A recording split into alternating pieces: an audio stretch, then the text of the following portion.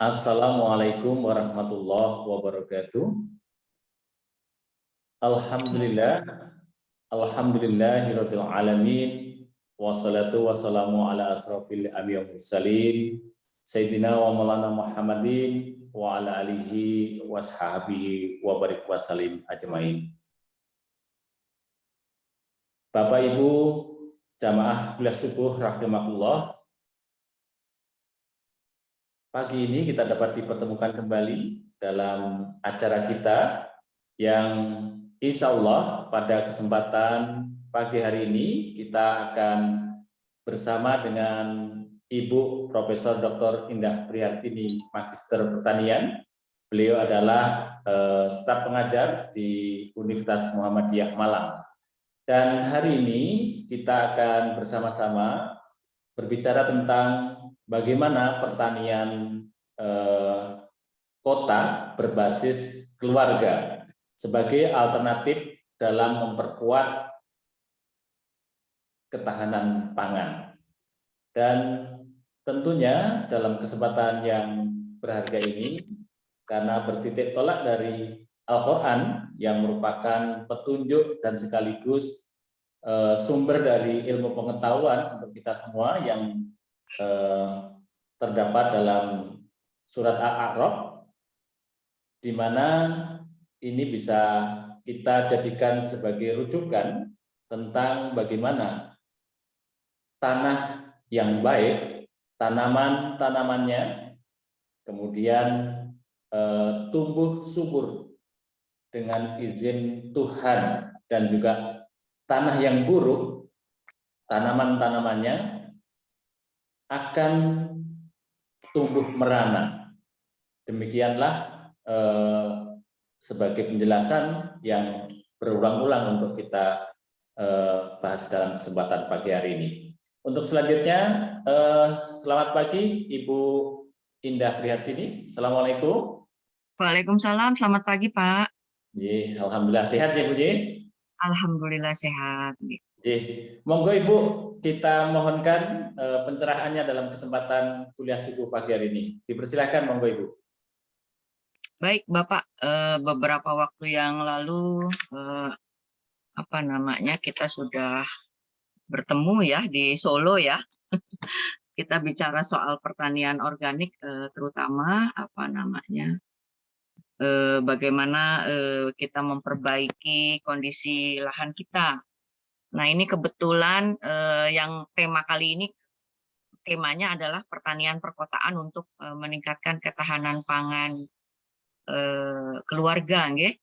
Yeah. Jadi kalau kita perhatikan sebetulnya ada perbedaan antara pertanian perkotaan dengan pertanian pedesaan. Kalau pedesaan kan lahannya luas, kemudian kita bisa tanam di lahan-lahan sawah atau tegalan kita untuk meningkatkan produktivitasnya lahan.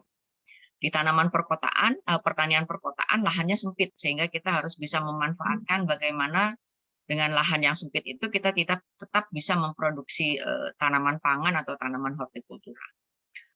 Baik Bapak Ibu, untuk pertanian perkotaan ada ciri khas yang yang membedakan dengan pertanian pedesaan, atau pertanian dengan lahan yang luas, gitu ya. Jadi kita biasanya menanam tanaman-tanaman yang mudah untuk ditanam, kemudian berumur pendek, kemudian juga tidak sulit untuk berbudidaya. Nah, biasanya yang dipilih adalah tanaman-tanaman hortikultura, baik itu sayur-sayuran berdaun ataupun sayuran berbuah. Nah, ini biasanya yang digunakan oleh yang kita sebut dengan urban farming atau tanaman perkotaan atau pertanian perkotaan, yang kita biasanya memanfaatkan sumber daya yang ada, baik itu halaman pekarangan, kemudian juga bisa juga dengan peralatan yang kita sebut dengan pertanian hidroponik. Nah, sebetulnya pertanian perkotaan juga bisa bernilai ekonomis. Jadi tidak hanya untuk ketahanan pangan saja, tetapi juga bisa bernilai ekonomis. Nah, bagaimana caranya pertanian perkotaan itu bernilai ekonomis? Nah, kita harus bekerja sama atau berkolaborasi dalam satu kawasan. Atau kalau saya sebutnya klaster ya. Jadi misalnya dalam satu RT atau dalam satu RW, mungkin kalau di komplek, mungkin dalam satu komplek perumahan, kita bisa membuat satu pertanian perkotaan yang bernilai ekonomis, di mana produktivitas atau produksi untuk tanaman pertanian yang kita usahakan itu dalam bentuk massal ya, atau dalam jumlah yang banyak, dengan jenis yang sama, misalnya seperti itu. Sehingga itu bisa dijual atau bisa dikemas, kemudian kita jual ke masyarakat luar atau di luar dari kawasan kita atau dari klaster kita.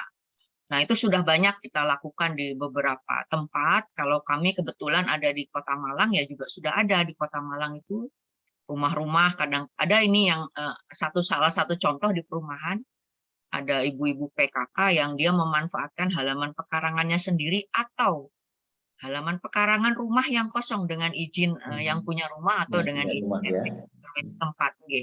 Jadi bisa memanfaatkan itu untuk pertanian perkotaannya. Nah, kemudian apa yang biasanya kita gunakan untuk jenis tanaman yang kita lakukan untuk pertanian perkotaan? Tadi saya katakan kita akan menggunakan tanaman-tanaman hortikultura, baik itu sayur yang berdaun ataupun sayur berbuah. Ini bisa kita lakukan dengan berbagai cara sebetulnya, Bapak Ibu. Ada tanaman-tanaman tertentu yang yang dia memang bagus untuk hidroponik ya. Jadi mudah sekali pemeliharaan untuk hidroponik, biasanya seperti selada, kemudian bayam, kangkung, itu juga bisa kita gunakan hidroponik. Artinya dia hanya menggunakan media air untuk kita untuk kita budidaya, untuk kita lakukan budidaya. Kemudian Bapak Ibu juga bisa melakukan dengan media tanah. Kita menggunakan polybag ukuran setengah kilo ataupun 1 kilo, bahkan mungkin kalau tanamannya besar kita gunakan polybag ukuran 5 kilo, dan itu sangat memungkinkan di halaman kita. Kemudian bisa juga Bapak Ibu menggunakan media ini, biasanya kita menggunakan ada spons ya, kemudian kita aliri dengan aliran nutrisi dengan hidroponik juga. Nah, itu sebagai media menempelnya akar tanaman. Jadi bisa macam-macam kita menggunakan pertanian urban farming. Tetapi ada satu lagi Bapak Ibu, kita tidak hanya bisa mengusahakan pertanian aja. Jadi kita juga bisa mengusahakan peternakan dan perikanan di dalam satu halaman. Jadi integrasi. Jadi integrasi tidak hanya milik pertanian yang lahan luas ya, tetapi juga bisa kita gunakan untuk pertanian yang lahan sempit. Bapak Ibu bisa menggunakan tong-tong, biasanya tong biru itu ya, saya nyebutnya tong biru, ukuran 200 liter itu bisa kita bagi 2. Kemudian dibelah begitu ya secara horizontal, nanti yang itu sudah bisa 2 kolam untuk kita jadikan kolam ikan, lele atau nila. Kemudian dengan kapasitas mungkin sekitar 100 ekor atau sekitar 200 ekor ya. Kemudian bisa juga Bapak Ibu membuat kolam dari terpal bulat begitu ya, dengan istilahnya dengan pond atau kolam. Itu dengan ukuran yang kecil saja untuk kapasitas rumah tangga, itu bisa muat sampai dengan 500 ekor. Dan itu bernilai ekonomis kalau itu memang kebutuhannya melebihi dari kebutuhan keluarga. Kemudian peternakan bisa juga. Misalnya apa ternak yang kecil, puyuh ya. Puyuh itu dalam kotak ukuran 1 meter kali 1 meter kali 1 meter atau 1 meter persegi ya.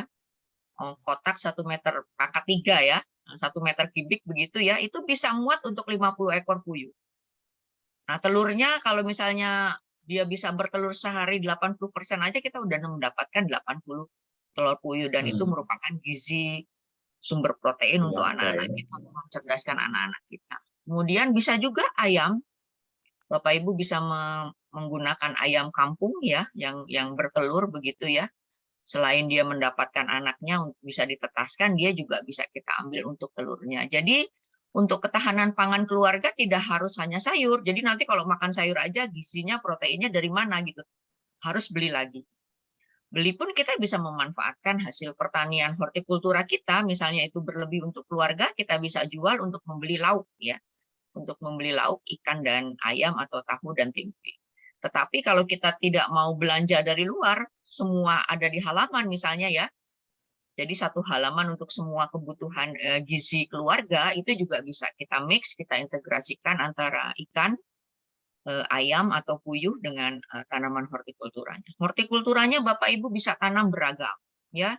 Dari mulai yang mengandung zat besi untuk anak-anak yang supaya tidak terkena stunting ya Bapak Ibu bisa bayam atau kangkung, kemudian selada, kemudian apa namanya sawi ya, jadi sawi daging, sawi sawi besar yang biasanya sebutnya sawi pangsit ya istilahnya karena banyak digunakan Ya. untuk mie pangsit itu juga bisa kita gunakan dengan apa namanya kalau sawi karena tanamannya tinggi mungkin kita bisa gunakan dengan media tanah dengan polybag. Nah, jadi itu Bapak Ibu pertanian perkotaan dengan lahan yang sesempit apapun, pekarangan kita yang cuman ada misalnya di depan rumah kita saja di atas selokan Bapak Ibu bisa tutup dengan bambu misalnya atau tutup dengan apa gedek ya istilahnya ya Bapak Ibu sudah bisa membuat polybag di situ. Pengalaman saya dengan ukuran halaman sekitar 2 kali 3 meter saja Bapak Ibu sudah muat itu untuk 1000 polybag. Kalau 1000 polybag, satu polybag kita jual misalnya per kilonya berapa, itu sudah sesuatu yang menguntungkan. Banyak kelompok wanita tani ya Bapak Ibu ya, itu bisa menghasilkan kurang lebih 1,5 sampai 2 juta loh satu bulan dari hanya dia menjual sayurnya saja. Dan tentu saja itu organik dan itu baik ya untuk kesehatan anak-anak kita, kesehatan keluarga serta kesehatan mungkin tetangga kita yang membeli sayur dari kita. Nanti itu. Jadi kalau 1000 polybag kan tidak mungkin kita makan tiap hari itu. Iya. Mungkin saja nanti bisa kita jual ke tetangga kita. Nah, kemudian ada hasil ekonominya. Hasil ekonominya bisa dibuat untuk membeli lauk pauk. Atau tadi saya bilang dalam satu kawasan atau kita berkelompok. Misalnya satu RT ada 50 kakak. Biasanya kan 50 sampai 60 kakak ya Bapak Ibu ya. Ada 60 kakak misalnya. 60 kakak mungkin yang 30 kakak sayurannya sama, yang 30 kakak lagi sayurannya sama. Nah, itu bisa dikelola Bapak Ibu sekalian dengan PKK ya. Kalau di RT RW kan ada PKK, ada ibu-ibu PKK. Bisa dikelola, kita bisa kemas, kita bisa jual apa namanya ke luar dari apa namanya kampung kita atau kawasan kita. Misalnya jual di minimarket atau jual di pasar ya. Atau mungkin kita kontak dengan orang-orang yang biasanya menjual sayur atau bahkan online anak-anak kita bisa kita apa namanya kita berdayakan untuk dia membuka Instagram, Facebook ya, terus kemudian apa e-commerce ya, market online untuk menjual sayur-sayur organik. Jadi sudah bisa kita branding itu sayur organik dan itu bisa disertifikasi Bapak Ibu sekalian. Jadi sertifikasi Ya, ya. organik tidak hanya untuk lahan pertanian, tetapi juga bisa untuk polybag. Misalnya nanti di satu RW misalnya ya, satu lingkungan RW ada mungkin sekitar 300 atau 400 kakak misalnya ya. Kalau kita mau tanam sayur, kira-kira kita akan menanam sayur berapa ratus polybag atau berapa ribu polybag. Misalnya kalau satu rumah aja 500, kalau 50 kakak kan sudah bisa 2.500 polybag ya Bapak Ibu ya. Nah, kita bisa mendaftarkan sertifikasi organik untuk 2.500 polybag. Sehingga nanti bisa tersertifikasi organik. Asalkan semua media yang kita gunakan adalah organik. Kalau hidroponik, ya airnya tentu saja nanti kan dari air keran ya Bapak Ibu atau air sumur ya. Kalau air sumur kan otomatis sudah organik karena dari lahan kita sendiri. Kemudian kita gunakannya nanti pupuk hayati, pupuk organik cair, atau mikroorganisme lokal ya, atau pestisida nabati. Itu yang kita bikin sendiri. Nah, ibu-ibu nih memang perannya di situ ya. Ada kalau cuci beras ada air sisa cucian beras. Kalau kita bikin santan ada air kelapanya ya. Kemudian itu sudah sumber fosfat dan sumber kalium. Nah, kalau mau nambahkan sumber N tinggal beli aja rebung atau minta rebung dari tetangga yang punya bambu atau biasanya di pinggir sungai ada bambu-bambu. Kita ambil bambu yang muda itu sumber N Bapak Ibu sekalian. Sumber N sekaligus sumber fosfat. Jadi kalau kita bikin pupuk organik cair sendiri itu sangat memungkinkan untuk ibu-ibu. Kalau bapak-bapak biasanya nggak telaten, kalau ibu-ibu biasanya telaten. Nah, kalau pestisida nabati gampang dari bumbu dapur yang ada di dapur itu bisa kita buat untuk pestisida nabati mengendalikan hama yang kira-kira nanti masuk. Tetapi biasanya kalau apa namanya tanaman pekarangan baik itu hidroponik maupun polybag itu biasanya jarang terkena hama penyakit karena dia jauh dari endemi hama. Endemi hama kan biasanya datang di lahan sawah ya, ada misalnya ada yang tanam padi hibrida, kemudian dia hibrida biasanya mengundang hama, hamanya kemudian menulari atau bermigrasi ke sawah yang lain. Nah, kalau di pekarangan itu jarang sekali terjadi munculnya hama penyakit, itu jarang karena dikendalikan dalam satu halaman aja, Bapak Ibu bisa mengendalikan. Nah, itu Bapak Ibu Iya. kalau kita untuk ketahanan pangan ya. Kalau ketahanan pangan kalau bisa integrasi, ada perikanan, ada peternakan, ada sayur, sehingga Bapak Ibu nggak perlu keluar halaman untuk kasih makan Tercukupi ya, Pak anak-anak ya. kita, ya cukup dari halaman aja. Misalnya mungkin bulan ini makannya telur dan ikan, bulan depan bisa makan ayam ya, potong ayam, sayurnya semua dari sana, termasuk cabai. Saya suka sedih gitu ya. Cabai itu harganya per kilogram misalnya 100.000, tapi ya dibeli sama ibu-ibu itu demi sambal. Kalau nggak makan sambal katanya nggak makan, ya kan gitu, nggak bisa Belum makan. terasa gitu ya. Oke, padahal cabai itu bisa kita tanam di halaman kita dengan polybag ya. Mungkin ukuran polybag 5 kilogram, kita bisa panen cabai terus-menerus gitu loh, dengan pupuk yang kita buat dari halaman kita sendiri. Termasuk Ya. pupuk untuk mencampur dengan tanahnya, Bapak Ibu sekalian ya. Kalau kita menggunakan media tanam tanah, kita bisa menggunakan limbah-limbah sayur ya, limbah-limbah sayur atau limbah-limbah dari makanan kita yang sudah berlebihan atau dibuang, itu bisa kita buat pupuk organik dengan menambahkan nanti di tanah, kemudian kita fermentasi untuk jadi pupuk organik. Nah, itu untuk media tanam tanah kita. Kalau untuk media hidroponik, media air, cairan atau air ya, itu kita bisa menggunakan pupuk cair yang kita bikin sendiri. Seperti yang tadi saya contohkan. Jadi bisa dengan campuran fermentasi antara rebung bambu, air leri atau air cucian beras dan air kelapa. Itu sudah memenuhi persyaratan untuk NPK bagi pertumbuhan tanaman sayur berdaun, itu sudah cukup. Kalau tanaman sayur berbuah, nah itu yang harus kita tambahkan media pupuk organik ya, yang kita buat sendiri dari limbah-limbah sayur kita. Jadi tidak akan membuang limbah. Jadi limbahnya diputar kembali sehingga bisa menjadi input produksi untuk tanaman pertanian kita.